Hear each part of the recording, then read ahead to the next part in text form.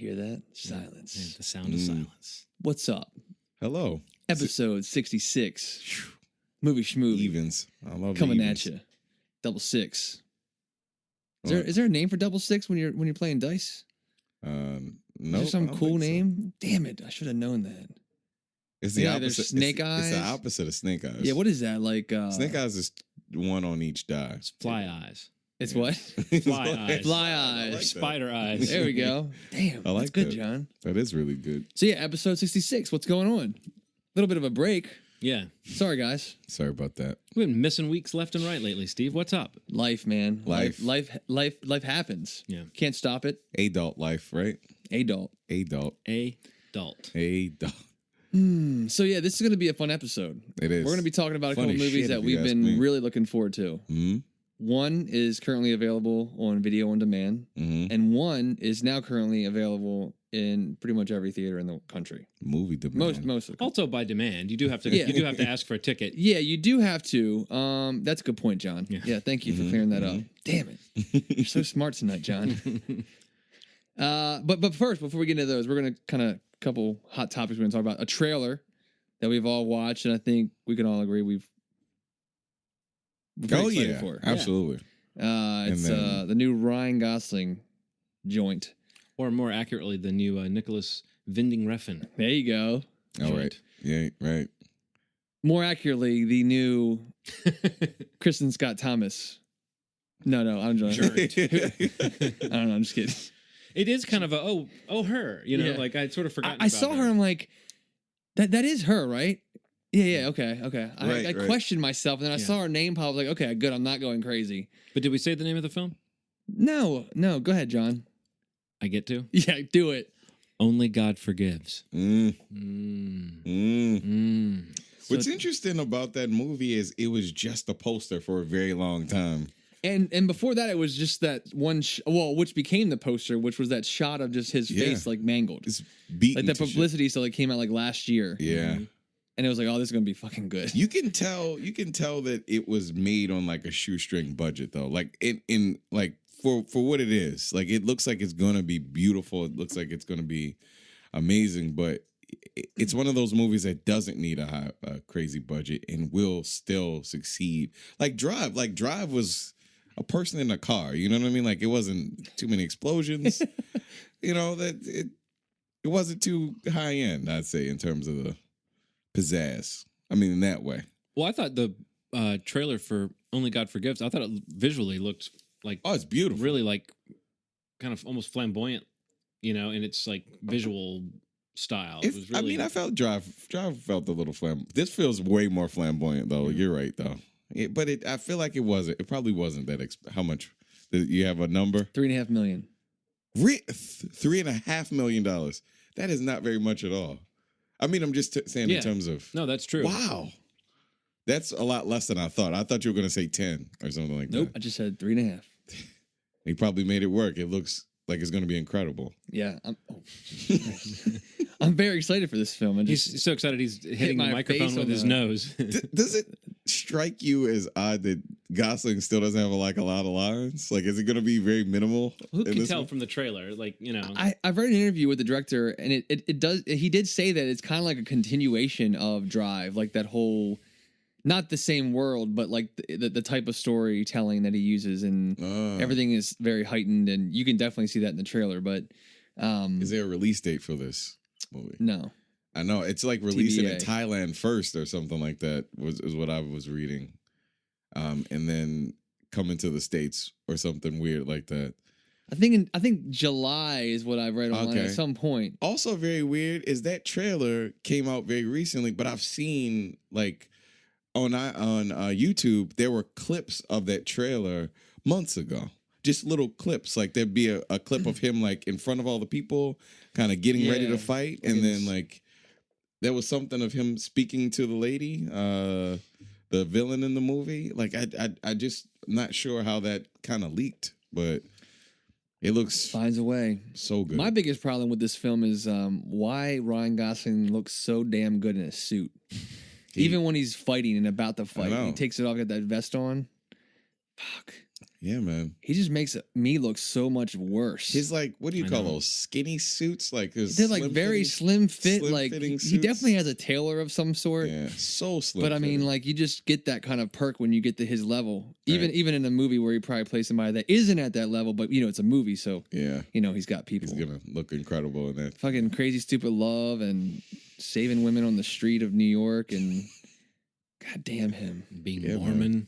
I wonder if Franco. That I wonder too. if Franco. Mickey Mouse Club. Let's just Yeah, keep right, going. yeah. Franco wants to like knock him off the face of the earth because he's the only one that Who? equals James who? James Franco. Oh. Oh, thanks. You thought I'd call him James Fuck Off? No, I heard you what you said. I was trying to make it. Oh, Like he doesn't matter when you're talking about Ryan I know, Gosling. man. It's like I feel like Until Gosling does. Gosling is the only person. Until in the Gosling does way a of- stint on a daytime soap, he's got nothing on It's like- Franco. He's apparently like or gets a retiring degree, or something. Yeah. or a random degree. Isn't he retiring after He this said movie, or something after he directs the film that he's like his directorial debut, whatever that's called, like something about monsters? But it's also got like. I read somewhere where Christina Hendricks is playing the lead in it, and Yeah. she's like a woman with like a sexual fetish or something. And I just thought to myself, like, wowza. okay, if you're Ryan Gosling and you write like a woman with a sexual fetish, you get to call up Christina Hendricks. You know, Right. it's like you're like the one person who she won't be creeped out by. Right. She's Like I said, oh, he looks good in the suit. We'll Yeah. do. Yeah. She's like, we'll do. I absolutely will Yeah, get right. naked in this movie. Who knows though? Maybe maybe her fetish is like. Maybe she's one of those chicks that like stomps on guys' nuts with like high heel Oh, shoes no. on or something. You know, Field goal kicks them. might not be one of our favorite fetishes. Yeah.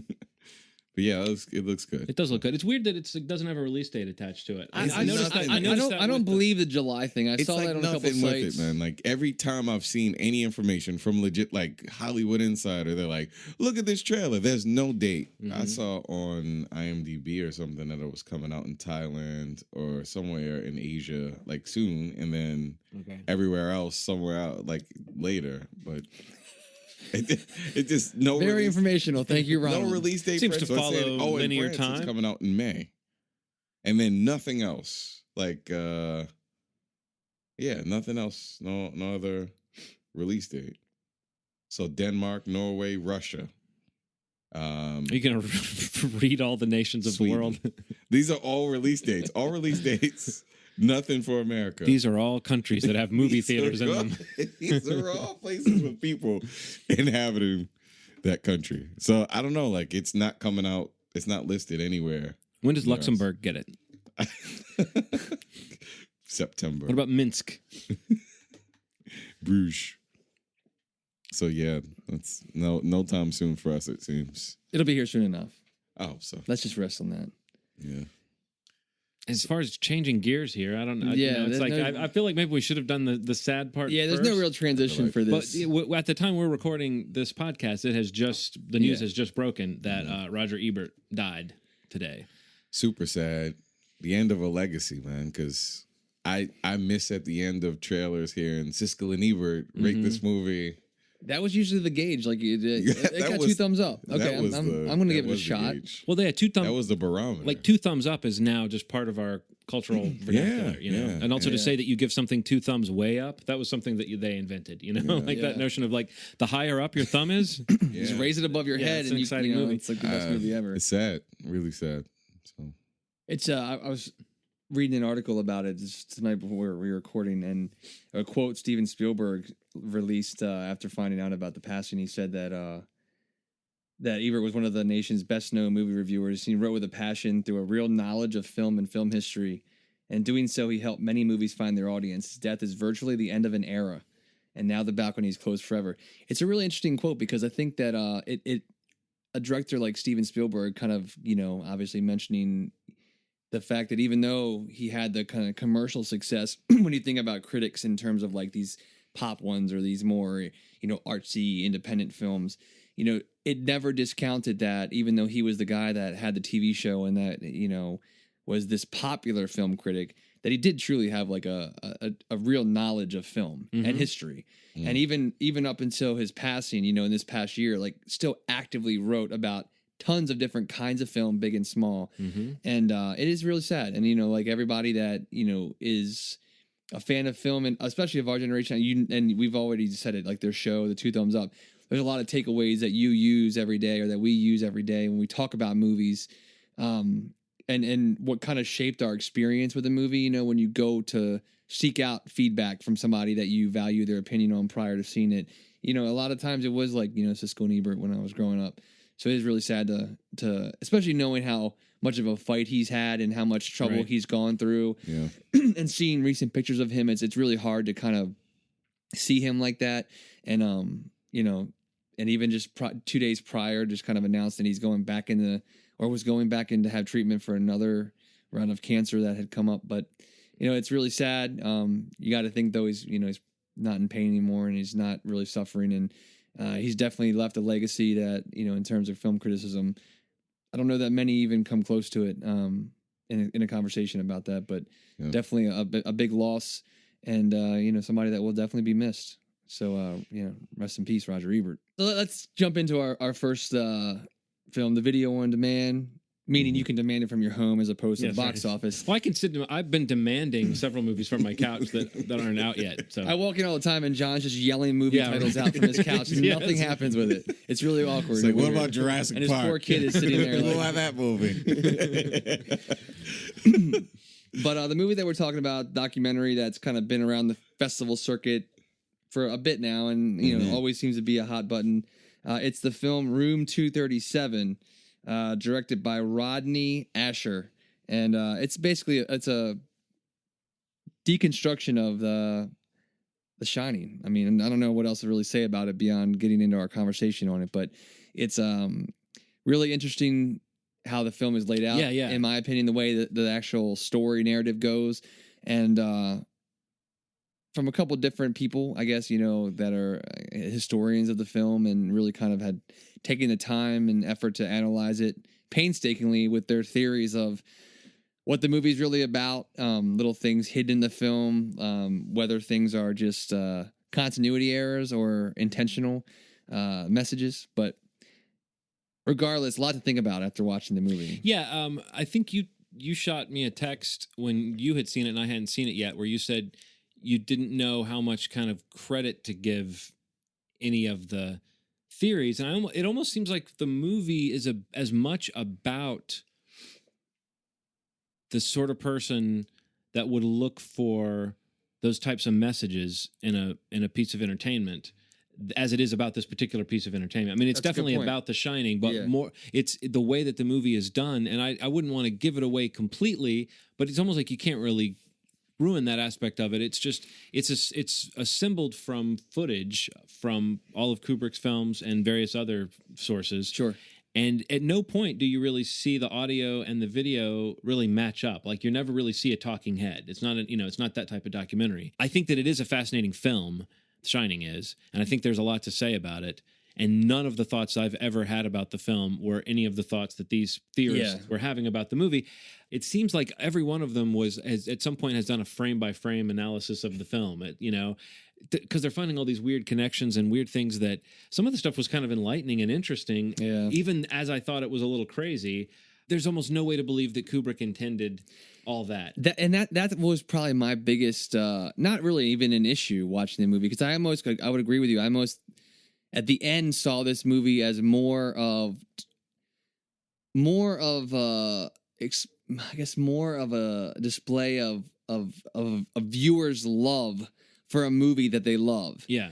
And how much time they spend making sense of beyond what's right there on the screen. Mm-hmm. And it's also, I think, like a movie that is, you know, the subject, The Shining, a crazy fucking movie. Right. You know, it almost makes me like the people that were talking about this crazy movie are also fucking crazy. Right. You know, it's almost like, did the director make this movie to show how crazy the people are about you know what I mean? Like, yeah. It almost becomes like they are the entertainment in this documentary. It's not so much about The Shining. I mean, that's the subject, but it's almost like you get really involved in hearing how far these 4 or 5 or 6 people take their theories and how much time and effort and, like, I mean, some of it is really, I want to say, impressive. Yeah. That they have it lined up so well. Mm-hmm. That the way that it shows us, like, their ideas as they're speaking it, like John said, with the cuts from the film, and it never really does line up, but you see what they're saying,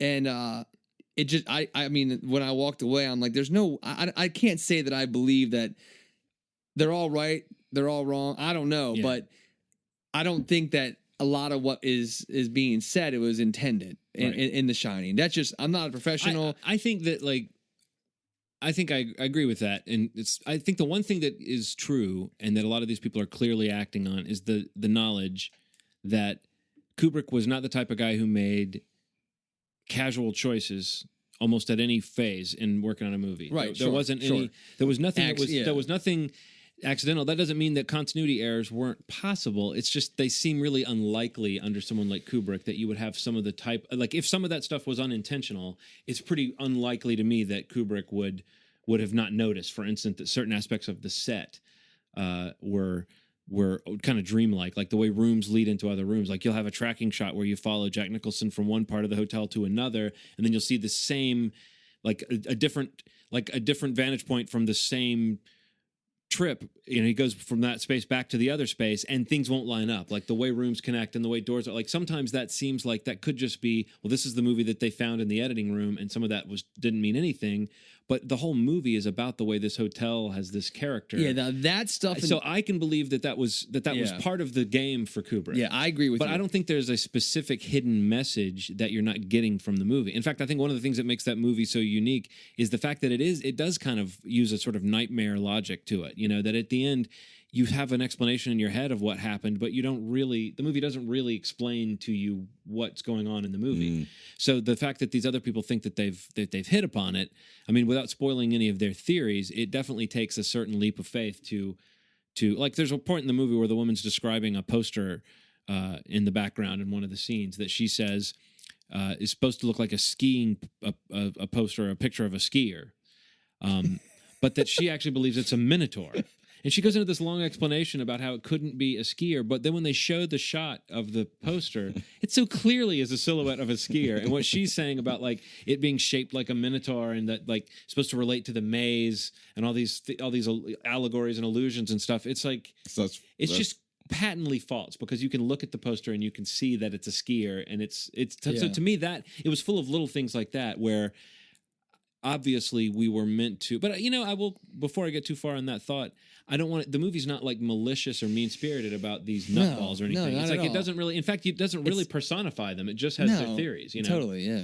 It doesn't really give you any facts about the making of the movie. It just deals with these people who've clearly watched it a ton of times and given it a lot of thought. So it's and it's interesting that it's a movie that I think stands up to a lot of thought. I mean, it's definitely. I mean, I think in terms of the filmmaking of the documentary and also the people that are the featured, kind of theorists in it, there's tons of effort. Like a lot of time was spent on it. I really enjoyed it a lot. I don't think the point of it though is to walk away and saying whether or not you think any of it's accurate. Right. I think it's totally just to be aware of how enthusiastic people are about this film and how much time was spent trying to make more sense of what or what not, Kubrick had intended for an audience to see or kind of put together. The Minotaur thing was absolutely ridiculous, though. I was watching the movie with my dog, and my dog laughed. It was horrible. The dog was like, that is clearly... They zoom in on the poster, and it's like, it's clearly a Minotaur. And I'm like, what? And she's like, I'm seeing somebody skiing. Yeah, she's like, there are no ski poles, but there's a suggestion of a ski pole. It was like, no, I see 2 ski poles coming out of that guy's hands. But yeah, there's a lot of like odd things that they try to like draw the connections. I mean, the thing that you mentioned about like the and you mentioned this like a YouTube thing to me a while ago. Actually, about, I was actually gonna about the actual layout of the hotel and the rooms and the hallways, and that I found really interesting. And that piece of the whole theory and whatnot, I think is probably the most legit. I think that was probably the most intentional piece of what the filmmaker maybe had intended, because of how disorienting the actual being in the hotel was to the main characters in the film. I think just as an audience kind of watching it, experiencing how unpredictable things were going to be, I think that was actually really interesting, and how much time she put into those maps. Well, yeah, because that was impressive. That's the one that's the most convincing. Yeah, and the way that she approached it as like a project where she just watched the movie, she like made a little map that she evolved as she went, and she would write down whenever something happened in a particular room. Mm-hmm. So she would have a reference for, this room, or the first time we see the ghost of the 2 little girls, it's here. The second time is it's here. And so she was gradually able to put together kind of a key to what some of those inconsistencies might be. I do think I do think what Steve said is dead on, though, that like it could be as simple as just Kubrick was trying to evoke that. I mean, until someone lays that stuff out for you, you might not notice that sort of unsettled feeling that you have watching that movie. That movie's always given me the willies, but I haven't thought about why. And some of the stuff that these people with their theories that they're stating in this movie, some of the things that they said help put a finger on things that I've felt but not thought about. Sure. Like the sets is something. And before we get too far from the subject, you can, for free, you can go on YouTube and you can look up, let's see, it says here, film psychology, The Shining, spatial awareness, and set design. It's a really cool sort of analysis of the sets and the spatial relationships in The Shining by this guy named Rob Ager, who has a site called Collative Learning, or Collative Learning. I'm not sure how to say that word, but I think this YouTube clip definitely gives you your cogent analysis of The Shining. The movie Room 237 is much more about, as Steve said, kind of a mania for entertainment and for this movie in particular. I mean, I don't want to just be one more person who's kind of in the cult of Kubrick, because that's what this movie really made me think about, was really there are very few directors you could do this with, because most other directors, it would be apparent that those inconsistencies were accidental. But with Kubrick, once you hear about him doing like 80 takes of Tom Cruise walking through a door in Eyes Wide Shut, you know that he doesn't, everything's just right. So in that sense, it's impossible to think that there wasn't something going on. But yeah, I bet that Kubrick would have chuckled at some of these theories, because I just think that if he wanted to do a story, some of these people are claiming he was telling the story of, the mass genocide of the indigenous peoples in North America when the settlers started coming over. I feel like if Kubrick wanted to make a movie about that, he would have made a movie about that. Right. Wow. He wouldn't have been so oblique. What's the point of having an important message if you're going to bury it deep within your film? So yeah, in that sense, I think that it would, you couldn't do this with a Michael Bay movie. No one would take it seriously enough to analyze it. Plus, even if you did a frame by frame advance, I don't think you'd be able to tell what's going on in half of those Transformers movies. But yeah, I mean, it really made me want to watch The Shining, and it made me think about how much of that movie is in the look of terror that Shelley Duvall is able to conjure on her face, and that little kid that just. I'd be watching this documentary, and there were moments where they would just show one of the scenes of Shelley Duvall looking scared, or of the kid looking scared, and it made my hair stand up on the back of my neck, sitting in my house in the middle of the day. So that movie definitely has got some kind of power.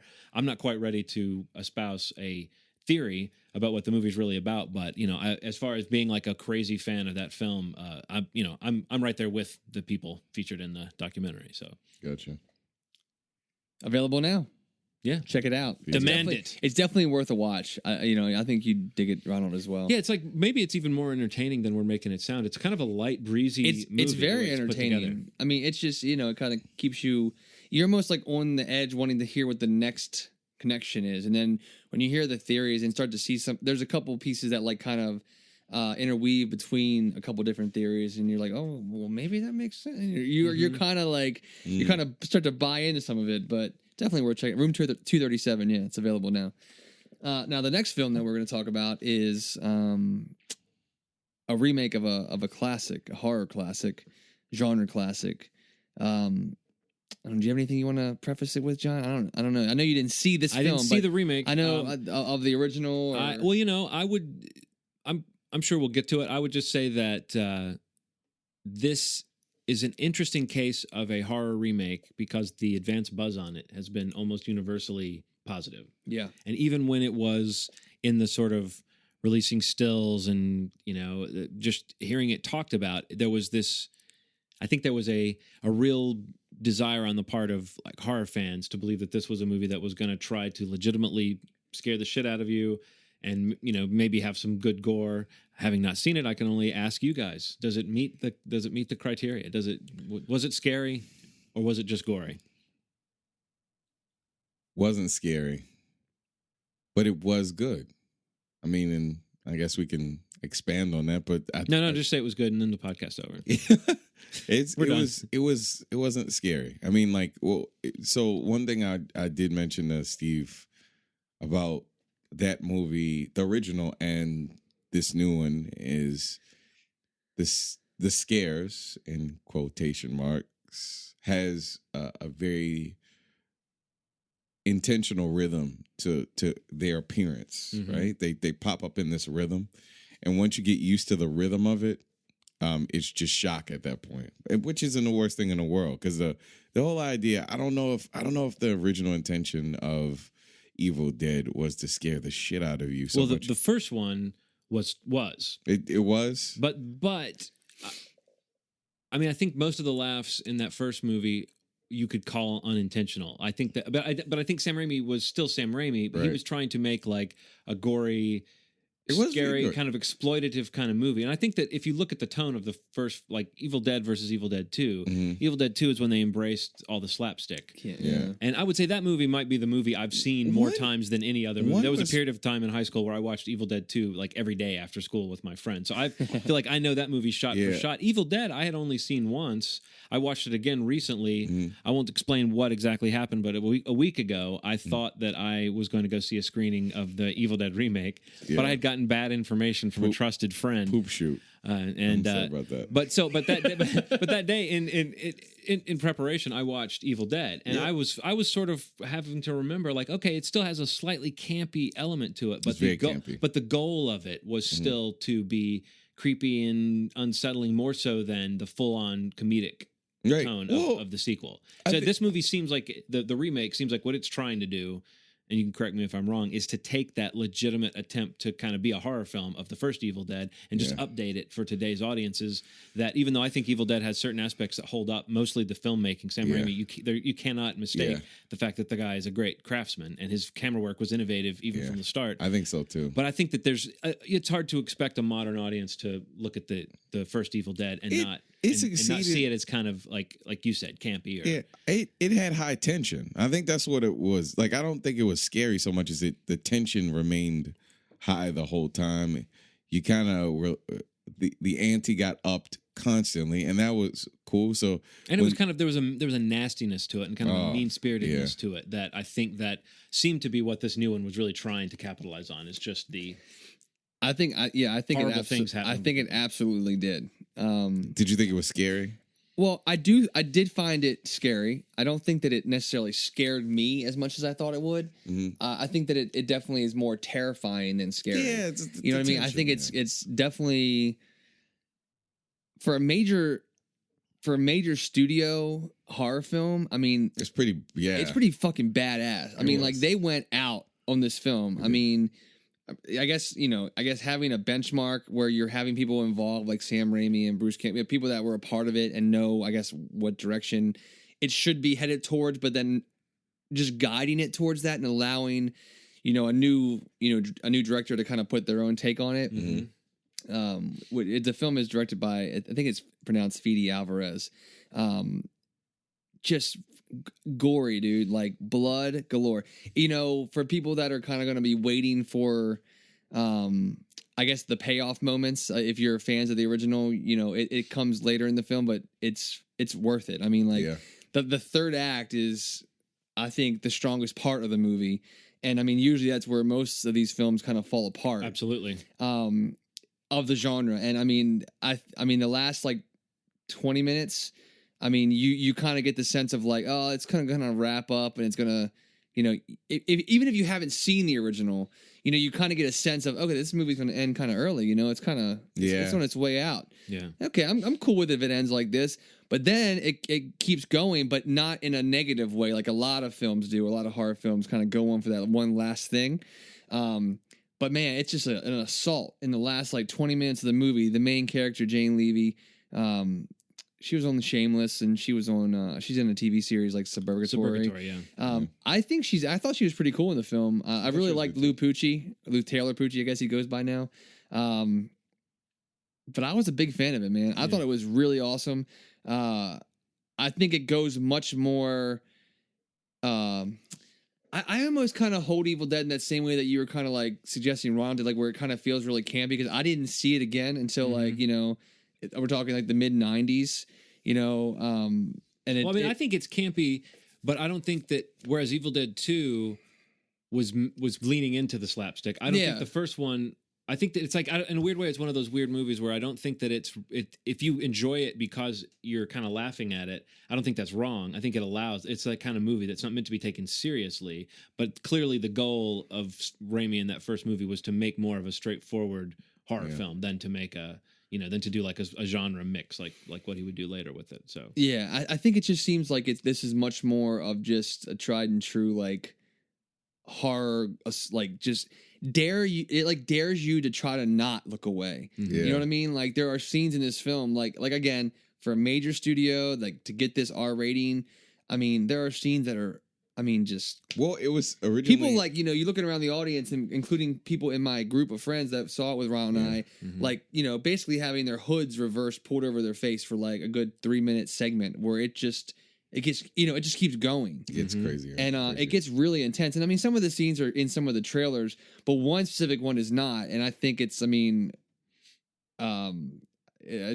hope they don't show it. Like, that's the thing. I hope they don't show it during the course of the trailers. Well, the one scene they show, like when she kind of splits her tongue when the one teaser, the trailer. Yeah. But the one that I'm referencing is actually like the first like kill scene of the group of friends. Yeah.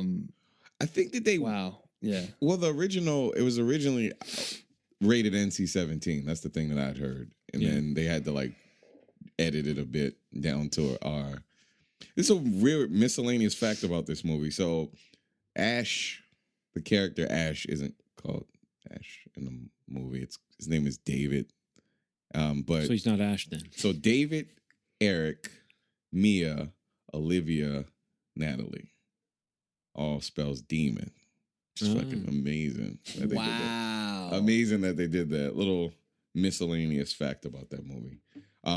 One thing I did really like about the fact that that guy was not named Ash or whatever is that it didn't force you to look at this guy as the hero. And what it did was, if you watch it, it kind of distributes the pain a little more than the first one did. Like, it felt like it was very apparent in the beginning of the first one that Ash was the star of the movie. And I think that the cool play the cool play on this one is like everybody's kind of there. There's no main character really. Have you heard the sort of rumors? Supposedly Sam Raimi is now writing Army of Darkness 2 or Evil Dead 4, depending on how you look at it. And then the director and the team behind this movie are already looking at making a sequel to it.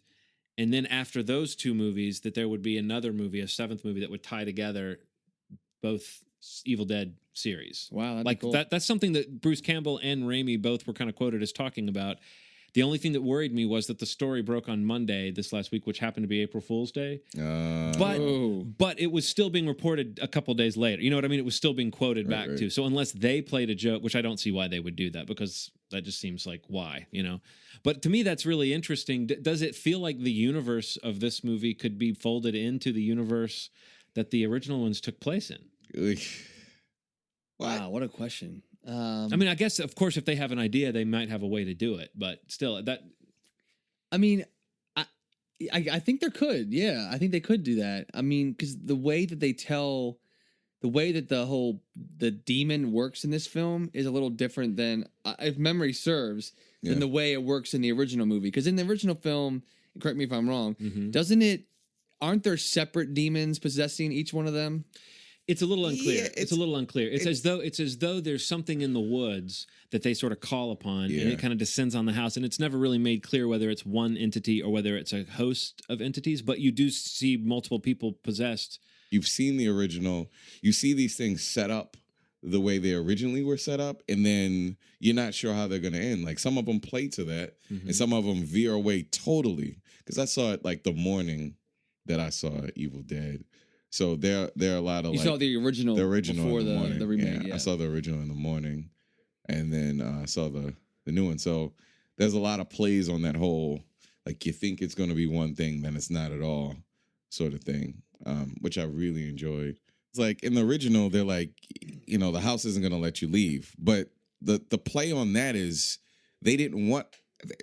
The play on that was she was going through the addiction and they didn't want to let her leave the house. Right. So her reaction to leaving the house was kind of like they had to counter it, like we're trying to treat you.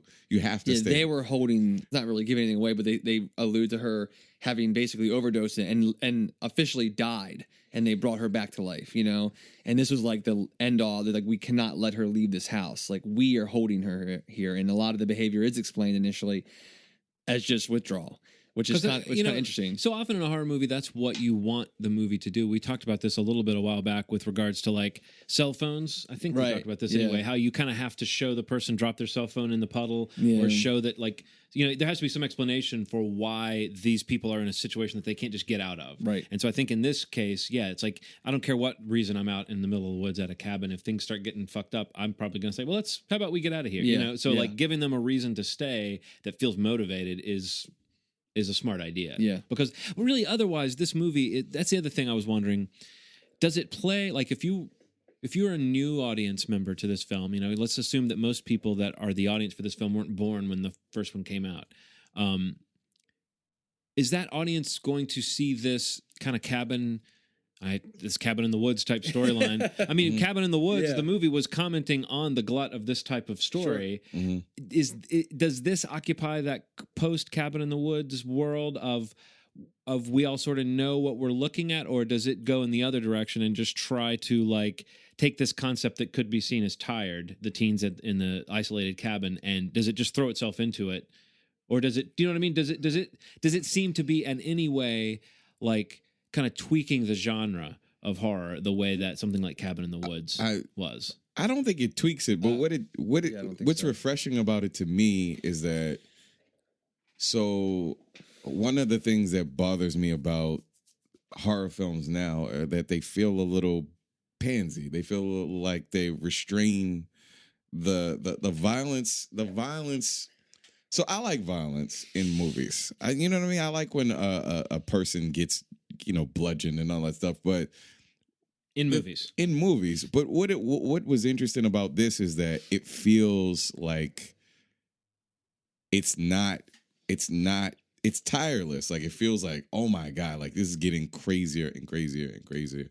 And it's pretty relentless. And I think that's really cool about it. Like you see a lot of movies and it feels like it feels a little watered down. Like for whatever reason, it doesn't feel like it's pushing the way it should. Well, half the time horror movies are PG-13, so you know from the point the lights darken that you're not really going to see anything too gruesome. There are parts in this movie where you feel like the camera should turn. Like it's like, please turn the camera. Like that's this what is I mean. Like terrible. it's like the moments that it kind of is daring, where you normally get that relief, where you're like, okay, I don't have to look away because I can stick with it. Yeah. You kind of do. If you can't deal with it, you got to look away. You have to. It's kind of those things. Yeah, it's like normally it's like a showdown between you and the movie. Like, Exactly. I'm going to keep looking at this because I'm made of stronger stuff. Every now and then, a movie will like linger so long on something that I'm like, okay, this now I'm like one of those people who wants to cover their eyes when they see something like that. But I'd probably go with I don't think it's a play off of Cabin in the Woods. Like, but do you know what really I'm saying about change. Like once a movie like that comes out, it almost seems like it changes. Like the next movie that tries to do that scenario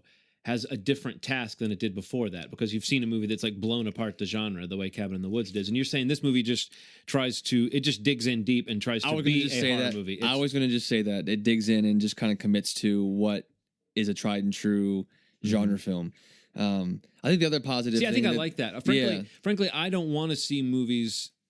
You know, I was entertained by Cabin in the Woods, but I don't want to see movies feel like every time you do a horror movie now, you have to somehow comment on the genre. I like the idea of just a good. I would definitely say that then. Yeah, I think I honestly think you're going to really like it. I'm curious to get some feedback. you and I share a certain like horror is sort of at the top of the, for whatever reason. It's like they're fun movies to watch. Totally. There's a ton of them. I had a blast watching this movie. Was it great with the crowd? Oh yeah. Wouldn't you say so, Ronald? Oh man, people went bonkers for a lot of the stuff that was happening. Like, I mean, I think, and in the right ways. Yeah, you know, like kind of like cheesy moments, or like, you know, kind of oddball film. You know, oddball laughs. They were hitting right. Mm-hmm. There's a couple moments that maybe just seemed a little odd. I would say my biggest criticism, and I said this immediately leaving the film, is that, I mean, and this may be a victim of the genre, I don't know, but it's just the script was probably my biggest issue. Like just lack of like, I don't want to say genuine, but like dialogue that goes beyond the template of a film like this, which is like what Cabin in the Woods is kind of talking about, which is when you're digging in like this film I think does. I guess maybe the one thing you would try to change after a film like Cabin in the Woods is maybe to have a better script or a more well-developed script. But didn't it kind of stand out to you in moments like that there could have been an opportunity to go more into, in the moments that you kind of always see in these kinds of films, like to kind of increase the dialogue, or kind of make it a little more substantial. If you're showing me that like there's so much gore, there's so much of this, it would throw me off guard almost if you had me a little more invested in what was being said and what's going on with this character development kind of stuff. That was replaced with heavy emphasis on the increase in the mythology behind everything. So that's what it was. Like the lack of dialogue and shit went towards explaining, really going into the meat of what this thing what really the book was. Like what it really was, what the effects of it were, what it really represented for the group and all that stuff. That shit, that did not happen in the first one. And when you see it happen in the second one, you're like, man, like, but he's right. Like there's something I really enjoyed about the campiness about the first one, but the dialogue actually was better in the first one in a lot of ways. Like there was something really cool about the friends going out to have fun and drinking and having a great time in the first one, and it gets lost in the second one. It almost seems that sometimes when I think these, like, I don't know, not that I know anything about script writing or claim to be a screenwriter, but it's almost something that like with these films, what I look for a lot of times, especially in like these kind of Cabin in the Wood, whatever horror films, is like the moments when they're presented, when these characters are presented with these moments, I'd almost want to hear them say more realistic lines. I know that's very like that's not news to anybody. That's not like some groundbreaking revelation just made. With you, though. But like you expect to react, someone in the film to react in a way that you or someone else would. Maybe not in action, but at least in the words that they're saying. Because in the action, it might change the movie, and we might not have the film that we came and paid to see. Yeah. But it's just in the words, somebody to express something more realistically at times, and to say the things that you or me would say in that moment, like the conversations that he has with his sister about their mother and where he was when all this stuff happened and his absence, the brother and sister in the film. There's so much more that could have gone on there that would have made me care about them, their relationship together, and why he was even there to help her to begin with. Not that it matters in the grand scheme of the movie, but I think that, a movie that went all out like this one did, I mean, I really enjoyed the movie, even with this complaint. I mean, it's sad that what you're saying is it would be really innovative if this was a well-written horror film. That's it. Yeah. But it's that's one of the sad things about the genre is you take the good with the bad, and you go, well, all right, or I should say you take the bad with the good. Because that, well, I'm going to sit through some subpar acting and character development to get to these scares. Yeah. You would like to think that would be the first thing you would try to remedy. I read somewhere that they did a lot of practical effects versus CG. Did you feel the difference? Like, was it a little bit more visceral? Yeah. I think so. I mean, that goes along with the comment about the camera not cutting away. Yeah. I mean, there are some dismemberment scenes that just the practical effect is absolutely valuable, in making you uneasy with what you're watching. Why is that something that it's like backwards? Why is that the exception? Yeah. Why is that the exception? Like it looks so good. Now they're at a point now where like you can make things look real. Why is that not practiced? Well, I would say why not use the best of like practical effects and just digitally clean it up a little, just enhance it. Just use digital to get rid of wires and to get rid of puppeteers' hands and things like that. But like, why not use the best of both to kind of complement each other? Yeah. So like that's one thing that I found that heartening when I heard that they were downplaying the CGI in this, and that the blood was it was actual like red Caro syrup on the set that they're there was tons of blood. Scenes where like it was like a hydrant going off. Like it was like that much gore. The entire screen was red. Like it's like the last 10 minutes. Dirty. It's awesome. Yeah. It's awesome. I may be making time to see this at an early showing tomorrow. Just because, I honestly, man, I was a huge fan. Like I walked out really satisfied. Again, something that was built up pretty high from general critic responses. Friends of mine that saw it in New York, that I just heard so many good things about it, and hearing that about a horror film really gets me excited, and definitely one of the better ones I've seen recently, and I will absolutely see it again. I felt the way I felt when I saw High Tension is the same way I felt after it was over. Just like, oh man, what did I just watch? Like, what the fuck did I just watch? That's it. It was so. You don't walk out like with High Tension. Like you don't really walk out frightened, right? Or like scared, like you were saying at the beginning of this conversation. It's more so like what you just experienced was very. It was tense. Yeah, it was very like I don't know. I think terrifying is more the word. Like I don't know. It doesn't work out. You don't walk out scared or like uneasy about the film or about life right now. It's just more like that was brutal. Well, Sam Raimi used the word to describe the Evil Dead movies, and then he used it again to describe Drag Me to Hell. I don't know if this is a phrase he coined or if he's just using something that already existed, but a spookablast is what he called those types of films. That's pretty good. And when that's what I was hoping for from this type of movie. It's like it's designed to, you sit down, the lights go dark, this movie's going to give you some jolts, then the lights come up and you can just you can say that was fun. Disconnect, get back to your life. Definitely. I would definitely recommend the movie. Same. Whether or not you've seen the original, it may benefit some people who haven't. I mean, you just go check it out as a standalone. But even for fans, I think of the original diehards of the cult. What did the Die Hard movies have to do with this? Good point. The Die Hard cult following of the original film, and rephrase that. I think we'd all be satisfied with it, honestly. And it's got pretty good reviews so far, like Rotten Tomatoes. I think it's like in the 60s or 70s, so which is pretty good for a major studio horror film. But yeah, Evil Dead's in theaters. See it, and don't only see it, make sure you stay for after the credits. Oh, you've warned me. I've given you a heads up. I don't think you did. I walked out. I heard I came There's in one last shot of Liam Neeson and the wolf after the credits. He lives. I meant to say this too. So I read this I'm on this site. It's called 10 Things You Probably Didn't Know About Evil Dead. The number 5, sixth one is that there were 3 unofficial Italian sequels to Evil Dead. Oh wow. Yeah. La Casa 2, and then La Casa 3. Which makes me want to see La Casa 2. It's one of my favorite Mexican restaurants. Yeah. 4 has David Hasselhoff in it. Yeah. I don't know. That's strange. And there's a 5th. Wow, that's jeez. Tell you what, Ronald, your assignment is to watch all those movies. I'll watch all the. I want to say something really quick because you just completely distracted from what I was trying to say about the post-credit scene. It comes back to what you mentioned earlier about trying to tie the. Oh, okay. It makes me feel like they may be trying to do that. It could just be a little wink, haha, like to the hardcore fans, but.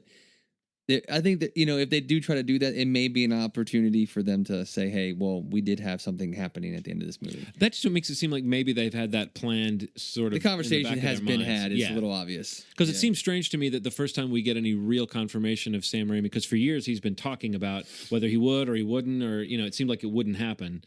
But for them to finally kind of confirm this summer, Sam Raimi and his brother, Ivan Raimi, who has written several of his movies with him, they're going to apparently work on the script for what they're calling Army of Darkness 2. Right. So to me, that tells you a little something about what the tone of it would be, theoretically, that it maybe would be, following through on more of the kind of like over the top adventure of the third movie. But no, I just have such affection for not just, in general, I still like Sam Raimi, but those movies were so important to a key part of my life as a movie buff that I and on top of it being a horror thing, I'm unusually optimistic about this remake. I wouldn't have been sad to miss a screening of it, but in this case, I felt it when you guys were at the screening the other night. You have to check it out. I wonder if they're jumping in their seat right now. I wonder if they're holding hands right now. You need to check it out. No, I definitely will. Yeah.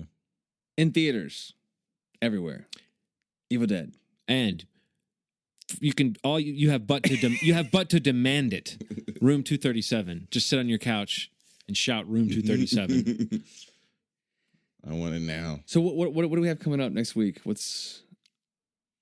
think we're gonna do a theme show, Steve. Okay, cool. One of our famous theme shows that all 11 of our listeners are fond of. It goes over really well. What we're going to talk about next week, I think, is we're going to talk about some of those movies that the rest of the world loves and seems to agree is a great film, but that we personally feel kind of out on a limb. It's like a good piece of pizza. Yeah, movies we should love but don't. With a fly on the cheese. So, What? Ronald, you keep talking over there. We'll think of a better We'll one. finish up this podcast.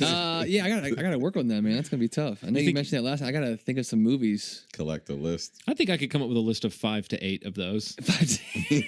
So let's say a list of 5, and then John will have 10. But that sounds fun. Yeah, so make sure you guys tune in next week. We'll probably go over. We'll probably basically be bashing a lot of your favorite movies. Yeah. So no more reason to listen than that. I mean, because that's just gonna be a blast. We'll try not to go too negative, though. We'll yeah. Healthy balance. That's what it's all about. All right, guys. Anything else to throw in there? No. Nothing this week, Ronald? All right. I can think of. All right, cool. Maybe next week. Or sometime soon, hopefully. Yeah. We have to have enough sound bites for next year's best of Ronald being sexually inappropriate. Ronald, if I ever find you contriving a Ronald digression, I think you know where the door is. I can't think of anything right now. Yeah, see, I'm glad. I don't want you to fake it. Don't give it to him. Let the listeners wait patiently or impatiently for the next episode. For a bomb. For episode maybe 67, 68. I don't know. Maybe you come up with something special. Somewhere in the 60s, yeah. Yeah, hopefully. Something in the 60s. Maybe the last in the 60s before we get to the 70s. Who knows? I have a feeling that's going to be a fun episode. That's going to be a rough episode. Maybe we need to come up with a theme for that episode. We'll have to figure out what that might be. Well, until then, this has been episode 66 of the Schmovie podcast. And thank you guys so much for listening. And as always, you've made our day. Good night.